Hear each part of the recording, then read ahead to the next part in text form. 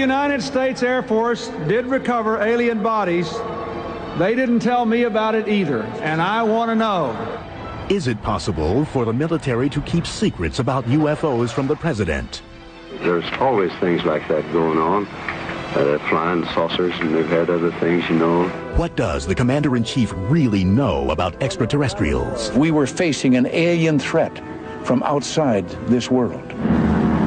How many times has the United States defended itself from UFOs?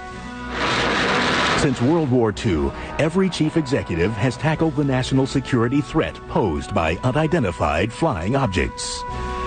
Discover the evidence behind these presidential predicaments as we open the UFO files on UFOs and the White House.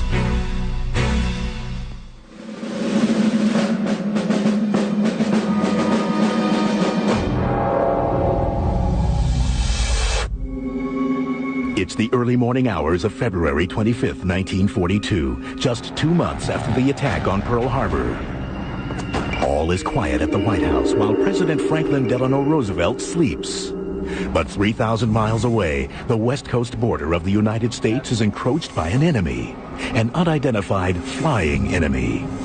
Chaos erupts with a blip on a radar screen.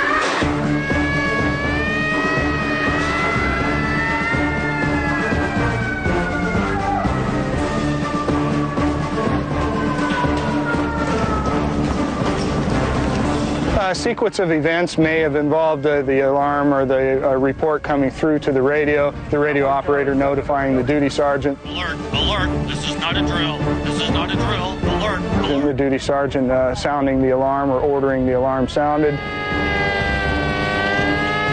From that point on, it would have been somewhat pandemonium at the beginning, of course, the initial shock, but then, of course, the troops are very professional and immediately went to their task and went to the assigned positions. The people operating the searchlights would have manned the lights, people operating the guns, manned the guns, ready to take on the enemy. Hit the ground! Hit the ground! Within minutes, the dark Southern California coast is rippled with beams of light and streaks of anti-aircraft fire. Fire! Fire! Fire! Fire! Perhaps a conservative estimate is maybe about 2,000 rounds fired that night, which would have been a very loud night for a town used to peacetime. But as defenses come to play, confusion reigns, but no one seems to know exactly where the enemy is. Well, that's the big mystery, and it's still a mystery today. You talk to many veterans, and they will swear to you that they saw aircraft that night. You will talk to many officers who will tell you there was nothing in the air that night. You will talk to civilians who saw aircraft that night. So it's really somewhat of a mystery still. The Army officially concluded that there probably were airplanes up there, but there's no information as to whether they were U.S. or Japanese or whose they were. By definition, I think a UFO. Now, if you want me to say it's little green men, I'm not prepared to commit to that, but yes, it was an unidentified flying object, I think is fair to say. For nearly an hour, the ballistic barrage peppers the skies. But as day breaks, it becomes apparent that the only damage caused by the soldiers is to the city of Los Angeles. Everything that goes up must come down, and of course the surrounding areas were littered with shrapnel fragments. So flak was raining down, and in some cases live shells actually came down and detonated. Of course, the media responded, as media does much of the time, with, let's sell some newspapers. So perhaps the stories were exaggerated, perhaps not. In fact, one of the stories was going around about the LA thing was that the Japanese had submarines and that they were launching planes off of submarines, which makes absolutely no sense whatsoever. If you take eyewitness reports, they said it was hovering, not just going slow, it was hovering. They have the one photograph where this thing has all the lights focused on it and basically doesn't look like any type of plane that was available at that time. Accounts of citywide wreckage are explained to President Roosevelt in Washington. The task falls to General George C. Marshall, the War Department's chief of staff. Well, Well, Marshall's letter is probably one of the most curious documents to ever be issued about the event. It says as many as 15 airplanes may have been there, varying at speeds from very slow to immediately increasing to 200 miles per hour, ranging from altitude from 9,000 to 18,000 feet. And again, no bombs were dropped, no casualties inflicted, no Allied or U.S. Navy or Army airplanes in the air that night. It just doesn't seem to make sense. If the Japanese had come all this way, we would have thought that there would have at least been some bombing, and certainly if there was more than one aircraft. Nobody can say for sure how FDR first reacted to word that his military responded to what some claim to have been an unidentified flying object. The only thing that came back from the president was a memo from him to Stimson, who was the Secretary of War. The president sent a curt message to Harry Stimson, demanding to know who was responsible for the air alarm systems in the United States, and if anyone other than authorized officials could have triggered them. How Stimson replied to FDR and how he explained the unidentified enemy remains a mystery. No records of his response were found in the National Archives or FDR's presidential library. At that time, I don't think they saw it as an extraterrestrial phenomenon.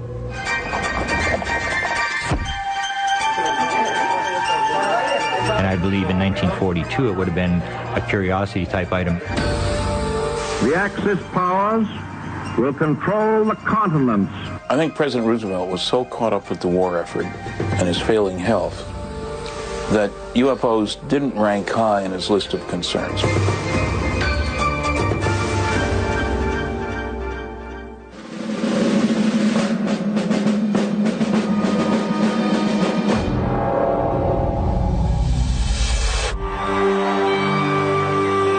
July 1947. New threats of war and a new enemy, the Soviet Union. That false philosophy is communism. Has Americans looking to the sky. Some say they see UFOs. President Harry S. Truman is informed of a possible incident in New Mexico. Suddenly Roswell occurs, they have a press leak, it started getting picked up all over the country. I see him as the first president to actually deal with the UFO issue in a public sense. And Truman was the man on the spot when this stuff hit big time.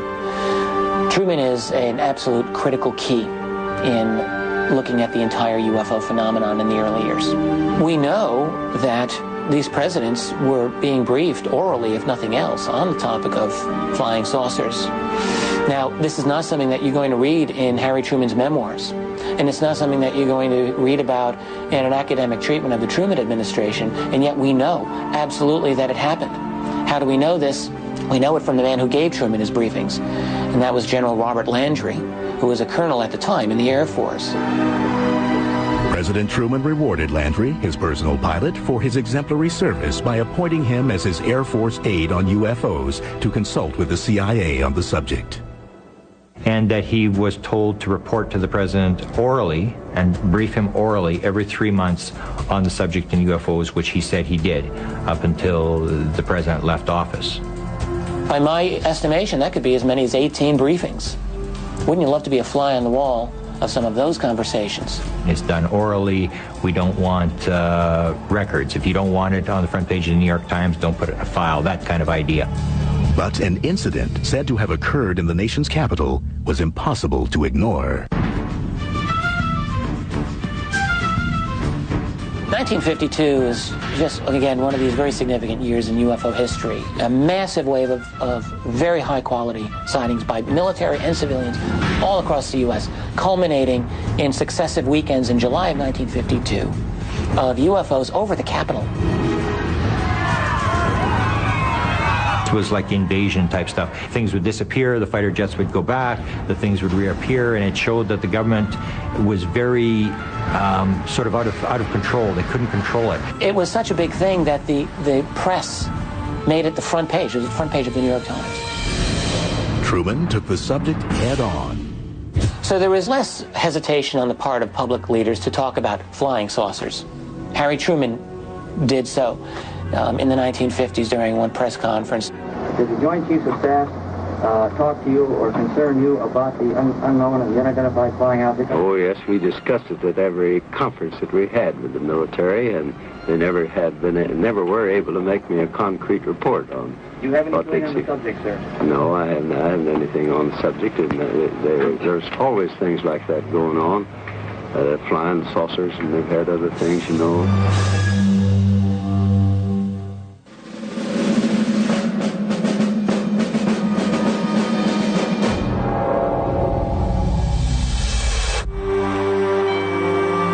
We shall never try to placate an aggressor by the false and wicked bargain of trading honor for security. While Truman addressed the subject publicly, he was never said to have a close encounter himself. However, Dwight Eisenhower, according to ufologists, experienced a sighting in the early 1950s. And the story was that he was off the British coast, 1952, and that this object, a bluish type object, appeared off the side of the ship. I think it occurred for about 10 minutes. Eisenhower and the admiral on the ship had come out onto the deck, and Eisenhower was in PJs. He stood there and watched this thing, and that Eisenhower basically said, well, I better go look into this. I wouldn't mention it right now, and went in, and the fellow who reported it said he never heard anything more about it again. During Eisenhower's term, UFOs became part of America's pop culture through movies and TV shows. But the White House may have had more than a movie script to read. Eisenhower was on the job when UFO secrecy really started to formulate in a systematic way. It was under Eisenhower's administration that even within the military, the UFO topic was becoming much more restricted. There were perhaps off-the-cuff remarks from people close to the White House. In May 1954, during a speech in Amarillo, Texas, General Nathan Twining, Eisenhower's Air Force Chief of Staff, made a surprising statement. He said, and if they come from Mars and they're this advanced, I don't think we have anything to worry about. When we return, does the Commander-in-Chief's access to military files about UFOs depend on his political party affiliation?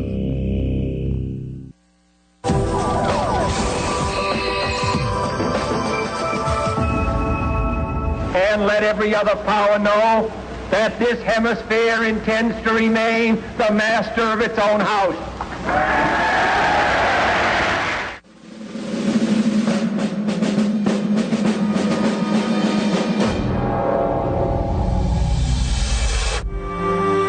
1963, President John F. Kennedy was boating near his Hyannisport home.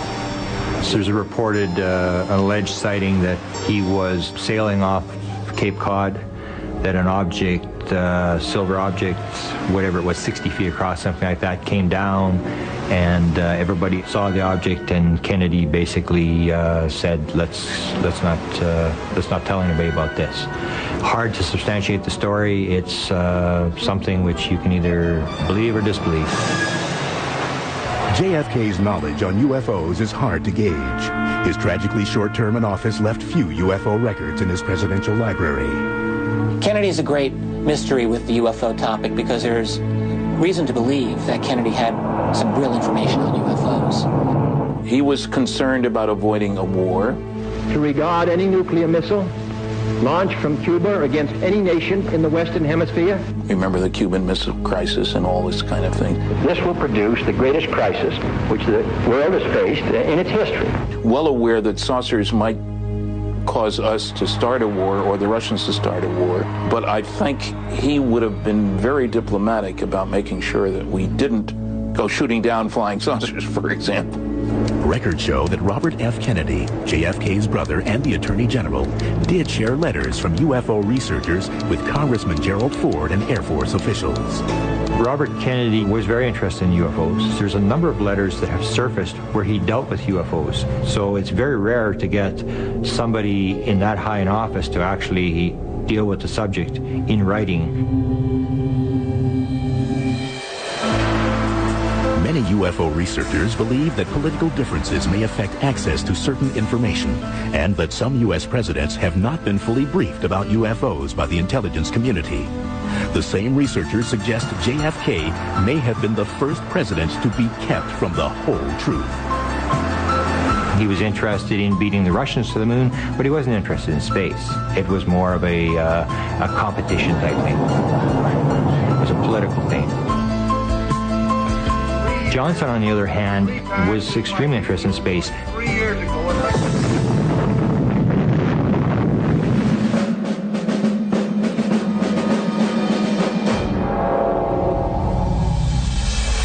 against such force, the combined destructive power of every battle ever fought by man is like a firecracker thrown against the sun. Lyndon Baines Johnson first served in the White House as President John Kennedy's vice president. In September 1961, he responded to a letter from a UFO researcher regarding extraterrestrial visitation. Johnson replied to the letter and said to him, rather than going to the Air Force, he told him to go to the executive secretary at NASA. And it was very strange that he go to NASA, not the Air Force, and very strange that the vice president would be answering UFO mail. During LBJ's term, military officials were said to have investigated an alleged UFO crash near Kecksburg, Pennsylvania. The events of Thursday, December 9th, 1965 remain an important chapter in the history of UFOs and the White House.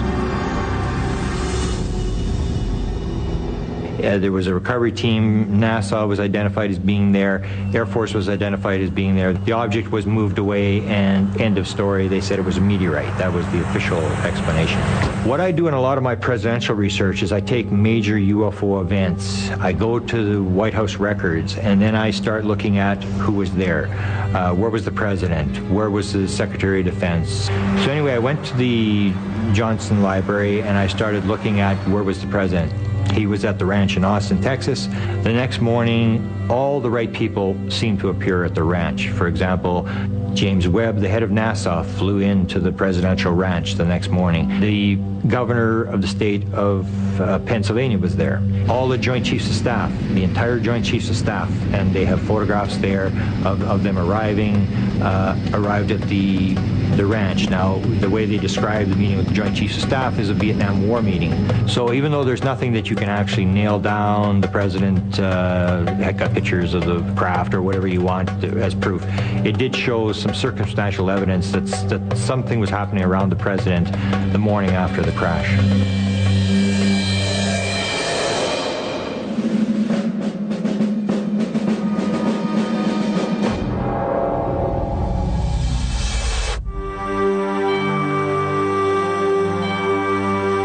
President Richard Milhous Nixon's interest in UFOs is harder to calculate. I've talked to people who claim they talked to Nixon about UFOs. He was very interested. There was a rumored story that he had a huge UFO book collection, which I was never able to substantiate. Many UFO researchers believe Nixon received specific briefings, information he may have wanted to take public. There's some very good indications that he planned to reveal data, that UFOs past, present, and future, a book by Robert Emenegger, a television program that was done with that title. I talked to Emenegger, and he got asked by the Republican Party to produce that show using only government people, because the idea was they were going to release data. Bob Emenegger was an advertising executive and television producer who happened to know an important man inside the Nixon White House. Bob Haldeman was someone I knew from UCLA Beta House, which is a fraternity. Then, as you know, he went on to be chief of staff under Nixon. In the mid-1970s, Emenegger and his partner researched military stories for their TV production at Norton Air Force Base's film archives. Paul Shartle is the one who took us in there and said, what would you think if we told you we had a landing at Holloman Air Force Base of an alien craft, and it was filmed by our TDY, our temporary duty guys, and the film was sent here to Norton, where all films usually are sent. And I thought, this sounds outrageous, that, UFOs and all. He said, well, look, if you're interested, check with the Pentagon, but bury those under those other projects because it's a red flag to get into the subject of UFOs. George Weinbrenner was the commander of foreign technology. He has a private bunker down at Wright-Patterson. I went down the long hall. I could see all the little cameras, surveillance cameras, walked right up to his desk and said, I want to ask you, what about the landing of an alien craft at Holloman Air Force Base? And I sort of expected him to say, what? The what? He didn't. So he reached up, pulled out a book, handed it to me. So I opened the book up and it said, to my friend, Colonel George Weinbrenner, signed Dr. Alan Hynek, and the book was all on UFOs. Well, Hynek was the scientific advisor to the Air Force at that time on UFOs. Perplexed, Emenegger contacted his friend and Nixon's chief of staff, Bob Haldeman. He was at the White House, and I asked if he had heard anything about the landing at Holloman Air Force Base, and he said, well, I heard something, but I don't know. Whether the president knew, I have no idea. While Emenegger never obtained the Holloman film for the 1974 nationally broadcast program, his first-hand experience provides researchers insight on what American presidents may have known about UFOs.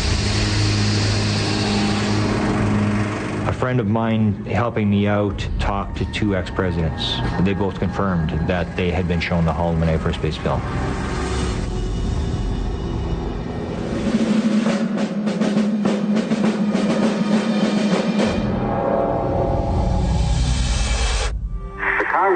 Investigate the rash of reported sightings of unidentified flying objects in southern Michigan and other parts of the country. Gerald R. Ford had shown interest in the UFO subject as a congressman due to sightings by people in his district during the 1960s. What a lot of people don't realize is that the primary function of a congressman is to serve his constituents. So Jerry, out of service to his constituents, saw to it that there would be a hearing. So Gerald Ford went to the bat for the people who wanted an answer. And he made a lot of very, very strong statements saying that he wanted a congressional investigation. On April 5th, 1966, the House Armed Services Committee held public hearings on the subject of unidentified flying objects. Air Force Secretary Harold Brown concluded, we have not been hiding anything. The investigations have been made public. The hearing this morning was public for just that reason. It's unknown whether the hearings actually had an impact on Ford's view of UFOs after becoming president. But many researchers maintain Ford selected advisors who showed an understanding of the potential threat posed by UFOs. He had some advisors who, at the time, may not have been all that important. There was Dick Cheney and Donald Rumsfeld. Had George Bush Sr. as his CIA director, had some people who he could trust and who could trust him. After leaving the White House, Ford replied to a letter from a former Air Force intelligence officer who researched UFOs. During my public career in Congress as Vice President and President, I made various requests for information on UFOs. The official authorities always denied the UFO allegations. As President, Ford said nothing on this topic. So you can either think someone got to him or he just lost interest, but I think more likely he decided it wasn't politically prudent to discuss this matter. Coming up, some presidents put all politics aside once they had their own UFO encounters.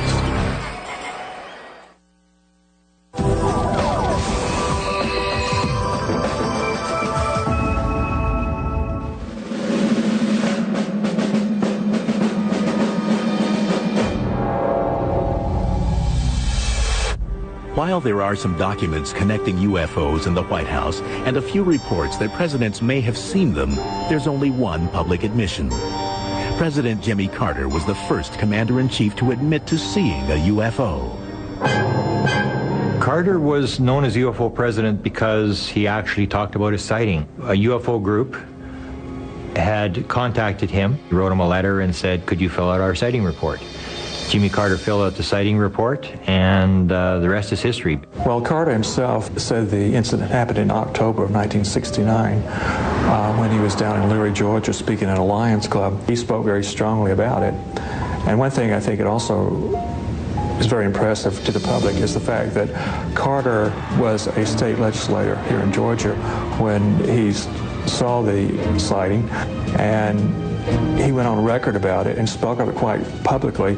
And even becoming governor and then later becoming president, he's never waffled on it. He's always been quite upfront about it. Yes, I saw something, and no, it was not. I could not identify it. I don't make fun of people who say they've seen unidentified objects in the sky. He'll always say that he can associate with people who have had the experience, that he would never laugh at anybody who's had a UFO sighting because he's experienced it himself. Carter's UFO report gives a vivid account of what he saw that night. I never have tried to identify what I saw. It was a light in the western sky that was very unique. I never seen it before. So there were about 20 of us who saw it. Carter said the object he saw was had firm edges. It was circular. It seemed self-luminous. It was about 1,000 yards away, and it retreated, and then it came forward, and then it left. Basically, when you talk about UFOs, people look at you strangely, and for that reason, I think a lot of people would not be willing to be like Carter and go on the line and actually fill out a report. And he's never disavowed the content of his report, which tells me that Jimmy Carter, just as honest as a man as you'll ever find in or out of government, has left that bit of legacy to be savored by future UFO researchers who can point to it as a milestone in the fact that the government does know more than it has been telling about the subject. And this was enough inspiration for Jimmy to try to funnel out some of that knowledge. While running for the presidency, Carter made campaign promises that he would release all he could about UFOs once he took office. Well, no, but I would, make the information that we have about those sightings available to the public and identified. And how did they try to hold Jimmy Carter to his promise? They wrote letters to him as soon as he got in office saying, Jimmy, you're now where you can fulfill your promise, please do so. As many as 9,000 UFO-related letters from citizens reached the White House during Carter's term. Naturally, he didn't answer it all himself, hardly any of it, but there were many people, some of them were interested in the follow-up to that 1976 promise, and others were just interested in telling their own little experience where they might have seen something that they wanted to go on record. But some researchers suggest other reasons why Carter may not have been able to deliver on his campaign promise. The CIA comes in and briefs the president on the most important intelligence stuff. And the person who briefed Jimmy Carter on the intelligence matters was George Bush Sr., the CIA director. Jimmy Carter asked for the UFO file. The story was that George Bush said, you don't have a need to know. This works on a need to know, and curiosity on the part of the president isn't sufficient need to know. To those who claim that George Bush was briefing Carter on UFOs, I think the burden of the proof would be on them. I mean, there were other much more likely subjects for them to be talking about. Regardless, President Carter did release UFO-related documents during his administration.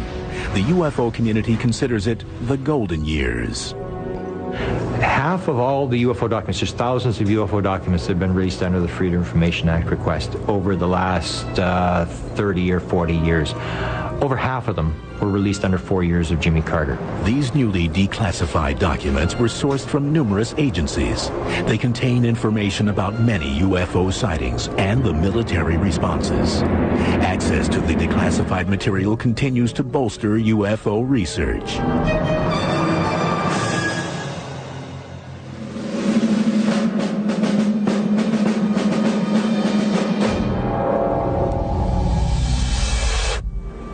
We must act today in order to preserve tomorrow. And let there be no misunderstanding. We are going to begin to act. There are reports that Ronald Reagan had 2 UFO experiences prior to serving as president.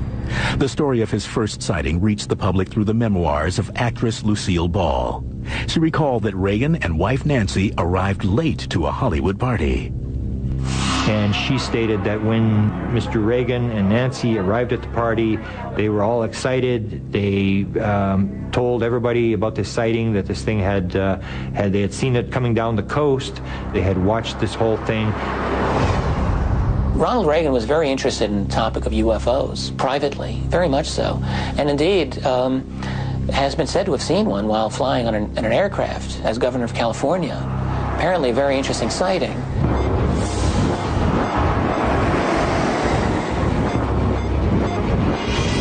Allegedly, Reagan saw a white light zigzagging alongside his aircraft. He stepped into the cockpit and told the pilot to follow it. His pilot had 30,000 hours as a pilot, which is an incredible number. And the whole plane load of them saw this thing. They reportedly chased the mysterious light for several minutes until it shot skyward out of sight.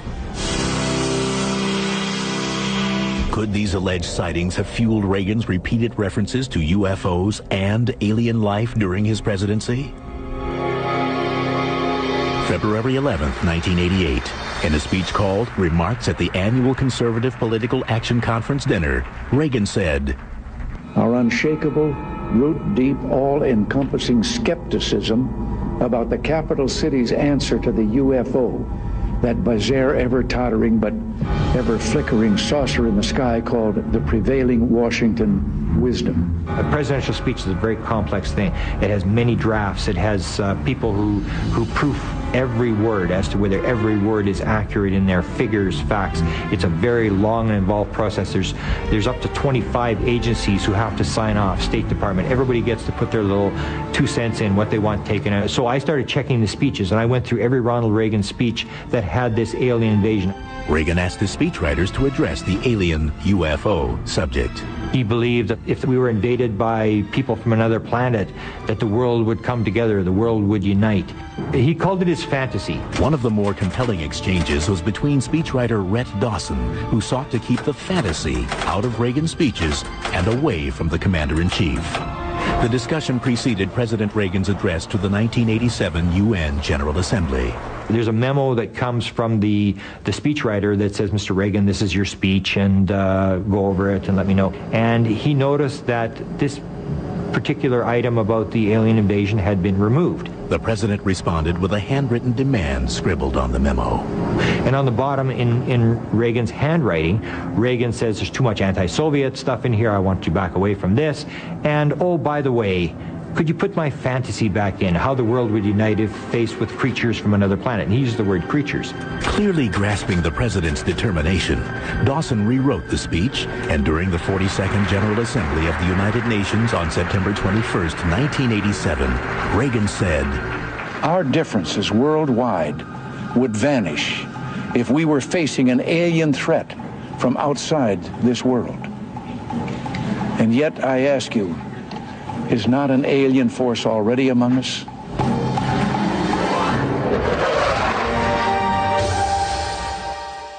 When we return, are some presidents in the know about UFO files while others are not?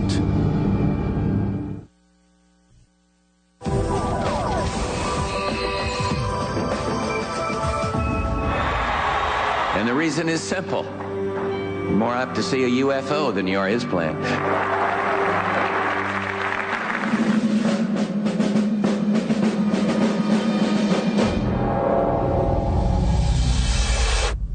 UFO researchers insist that George Herbert Bush is the key to present-day UFO knowledge.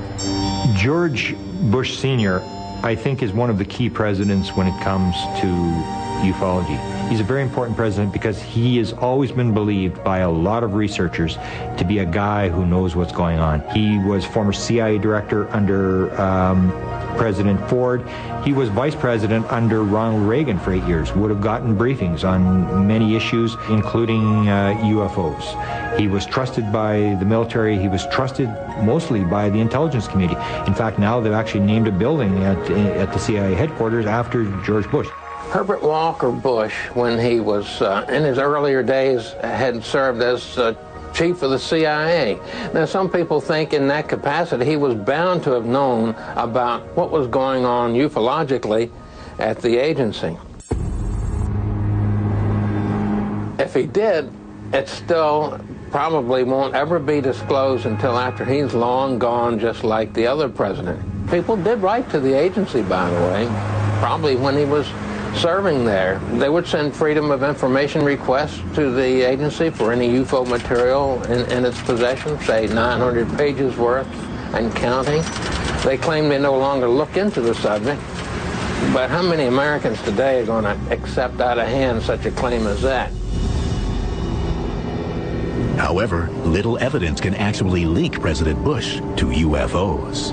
For example, when I wrote the Bush Library, I asked them about UFO documents. They said they only had one UFO document. And there are no public documents linking George Bush Sr. to UFOs, but I think there's very little doubt in any researcher's mind that this man knew a lot about the topic. The answer may lie beneath some of the most heavily blacked out government documents, recently declassified from a number of military agencies. To many UFO researchers, George H. Bush and members of his staff, including Dick Cheney and Donald Rumsfeld, was the power team who kept the UFO files closely guarded within military and intelligence circles. George Bush is a man who, by all accounts, knows a lot of what's going on in, let's call it, the secret world. That is the world behind the presidency, the world of real power and wealth. He's a guy that behind the scenes, he's got oil money, all the right connections, and if you want to know what's going on, George Bush will know what's going on. He's the guy.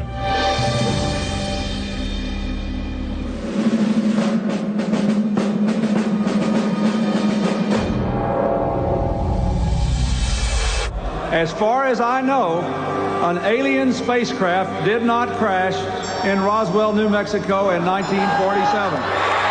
William Jefferson Clinton's presidential archives contain extensive records pertaining to UFOs, from Roswell to alleged close encounters.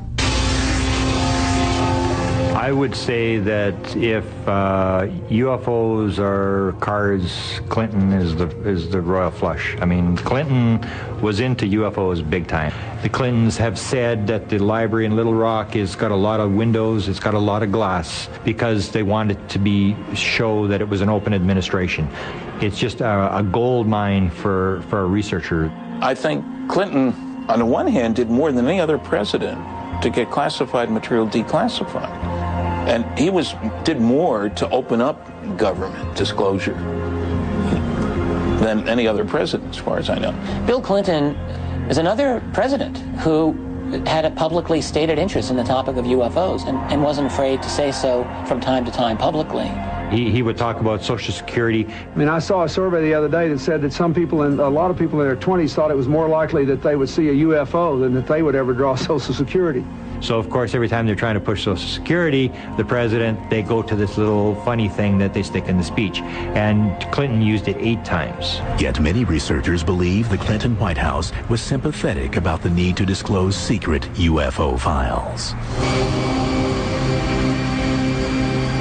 Perhaps President Clinton's most impressive comment regarding UFOs was delivered during a speech on November 30th, 1995. When a presidential speech is written, it is not just something the guy makes up. This is something that will take days, weeks, months to put together. It will be vetted by everybody. Something that's in a presidential speech is there for a reason. So Bill Clinton is making up a peace speech in front of 80,000 people in Belfast, Northern Ireland. He stands up, and in this speech, he's talking about kids, and he reads a letter from Ryan. And he said, Ryan, if you're out in the audience today, here's the answer to your question. If the United States Air Force did recover alien bodies, they didn't tell me about it either, and I want to know. I want to know. I want to know. This is the part that the press all over America played. The second part of the statement is what I believe is a challenge, a shot across the bow to the military. He said, but if they did recover alien bodies, they didn't tell me about it either, and I want to know. And when you look at the first Roswell report that was put out by the Air Force in 1994, 1995, it doesn't talk about the bodies. When we return, all the president's men go on high alert when a UFO approaches the White House.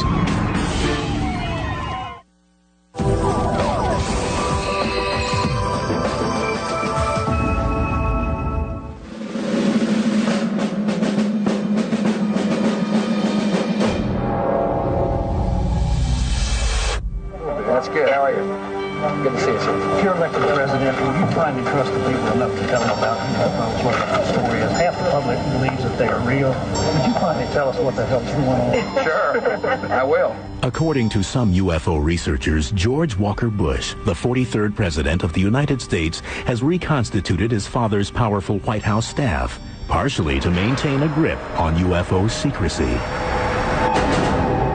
Two big ones, Cheney, Rumsfeld, people that have always been considered by ufology to be people who have the right connections, who probably are in the know. Regarding the administration of George W. Bush, it's unclear how much this man knows about the topic of UFOs.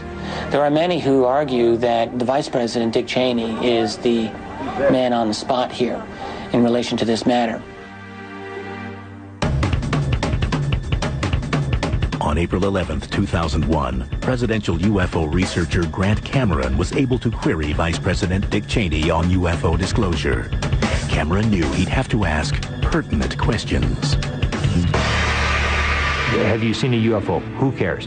What do you think about UFOs? Who cares? The important question is, have you been briefed? Did someone walk in your office one day, get you to sign a piece of paper acknowledging that you've been briefed on the subject? And if we can show that the president has been briefed on the subject of UFOs, it would show that not only does it exist, but it's an important subject. I did manage to get the question asked to Dick Cheney. He was on a radio talk show in Washington, D.C. on the Diana Rehm show, and I was the first caller up. I called in and I said to him, and my question was, Mr. Cheney. Since the statement made by George Bush last July, there's been a vicious rumor circulating in the UFO community that you've been read into the UFO program.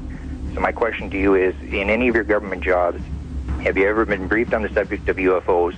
And if you have, when was it and what were you told? Well, if I had been briefed on that, I'm sure it was probably classified and I couldn't talk about it. And it stunned me. It was significant because, first of all, he basically stated it would probably be classified and stated I wouldn't be talking about it, which means they're going to continue to keep it secret. And he basically acknowledged that, yes, he's in the loop, and yes, there is something to this. It's secret, and it's important. The issue of government disclosure on UFOs as they relate to national security issues has long been debated. The chief executive either knows or should know what the inner sanctum of official UFO research is all about. The question is, why can't we get more information from the White House? And I don't know the answer to that. The politics of disclosure about UFO reality is, I can think, only would be a nightmare for any president of the United States. It's like being a little bit pregnant. You can't do a little bit of disclosure. It won't sell. There's always some idea that some office somewhere is accumulating all this data and all that. But again, you would have to know who's doing it. This gives a lot of ground to conspiracy theorists. I think presidents all recognize that presidents come and go. They're short-lived when it comes to the Washington establishment. Intelligence agencies go on forever. So I think keeping the status quo about UFOs is the easiest way for all of them to behave. It really is a situation where the people, ordinary people, have got to recognize that it's in their interest to have disclosure on UFOs, really for the survival of the system of government that we all grew up believing we had. A government of the people, by the people, for the people. And disclosure is a critical way in attaining that, because it is the opening up of a huge part of our history that has been denied to us for 60 years. That's a big deal. And how much has really changed in the days since FDR was president?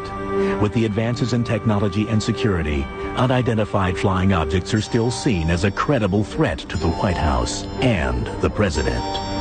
Well, Leon, a report came in late this morning that an unidentified aircraft had entered a restricted area. Folks at the White House took it very seriously. Come on, go, let's go. April 27th, 2005. Radar spotted an unidentified flying object over the White House. The alert that an unidentified aircraft had violated a no-fly zone caused a whirlwind of activity at the White House as the Secret Service jumped into action. Sharpshooters took their position and agents rushed to clear the area. President Bush and Vice President Cheney were hurried into underground bunkers. Security forces responded to a perceived threat with pandemonium, strikingly similar to the confusion of the troops who defended against an unidentified flying object in 1942. Well, what sparked all of this? According to the Department of Homeland Security, it was just a blip on the radar screen, no aircraft. Buried deep within ancient texts remain codes yet to be broken. Clouded in mystery, these cryptic messages continue to raise the question: are the visions of our past predicting the future? Decoding the Past, the new series next on the History Channel.